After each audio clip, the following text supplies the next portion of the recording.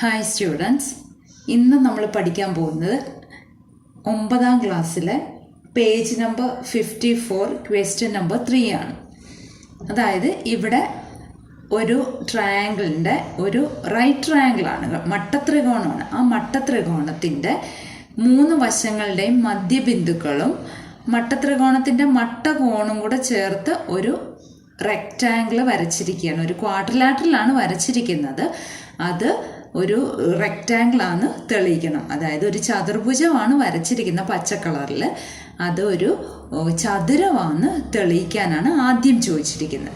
പിന്നെ രണ്ടാമത് ചോദിച്ചിരിക്കുന്നത് ആ ചതുരത്തിൻ്റെ പരപ്പളവ് അഥവാ ഏരിയയും ആ ത്രികോണത്തിൻ്റെ ഏരിയയും തമ്മിലുള്ള ബന്ധം എന്താണ്.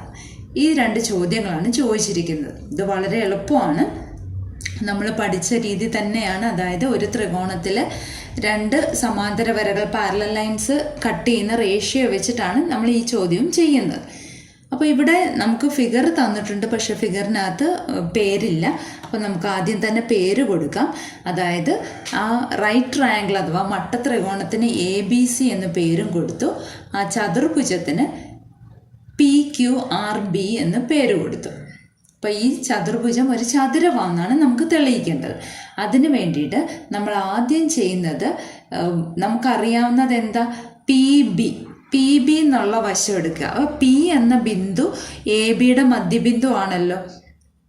അപ്പോൾ AP-യും PB-യും തുല്യമാണ്. അപ്പം നമുക്ക് ചതുരത്തിൻ്റെ ആ ചതുർഭുജത്തിൻ്റെ വശമാണ് നമുക്ക് വേണ്ടത്. അതുകൊണ്ടാണ് PB എന്ന് സ്റ്റാർട്ട് ചെയ്തത്.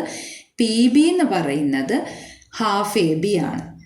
ഇനി നമുക്ക് എടുക്കാവുന്നതെന്ന് വെച്ചാൽ ഈ QR എന്ന ചുമന്ന വര കൊണ്ട് മാർക്ക് ചെയ്തിരിക്കുന്നതിൽ Q എന്നത് AC-യുടെ മധ്യബിന്ദുവും R എന്നത് BC-യുടെ മധ്യബിന്ദുവാണ്.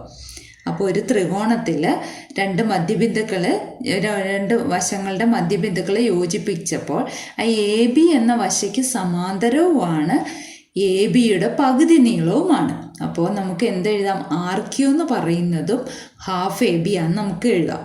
ഇത് 2-ൽ നിന്നും റൈറ്റ് സൈഡ് 2ഉം സെയിം ആയതുകൊണ്ട് ലെഫ്റ്റ് സൈഡും ഈക്വൽ ആയിരിക്കും. അല്ലെങ്കിൽ PB = RQ എന്നെഴുതാം.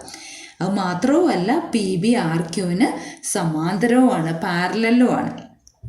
അപ്പോൾ നമുക്ക് ഒരു ചതുരം അല്ലെങ്കിൽ ഒരു സാമാന്തരികം, ഒരു പാരലോഗ്രാം നമുക്ക് തെളിയിക്കണമെങ്കിൽ ഏതെങ്കിലും ഒരു പെയർ ഓഫ് ഓപ്പോസിറ്റ് സൈഡ്സ് ഈക്വലും പാരലലും ആണ് തെളിയിച്ചാൽ മതി.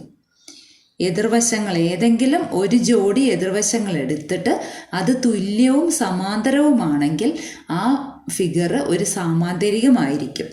അപ്പോൾ ഇവിടെ നമുക്ക് കിട്ടി PB = RQമാണ്, PB പാരലൽ ടു RQമാണ്. അതുകൊണ്ട് ഇതൊരു പാരലോഗ്രാം അഥവാ സാമാന്തരികമായി.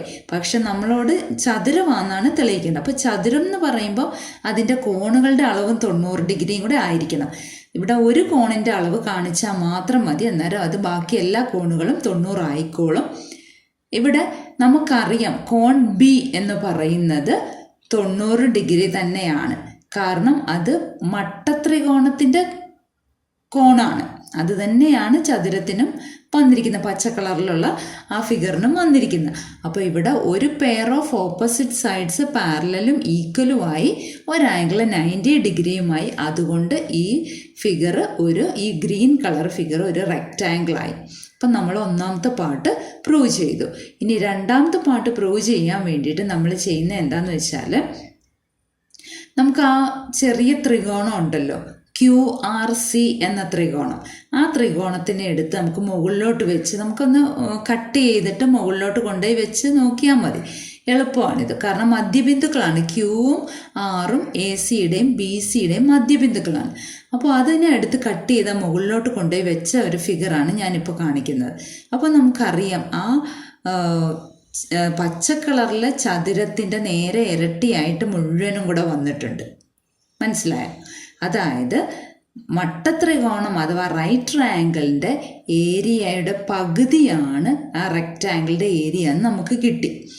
അല്ലെങ്കിൽ നമുക്ക് എങ്ങനെ എഴുതാം, area of the rectangle is half the area of the right triangle.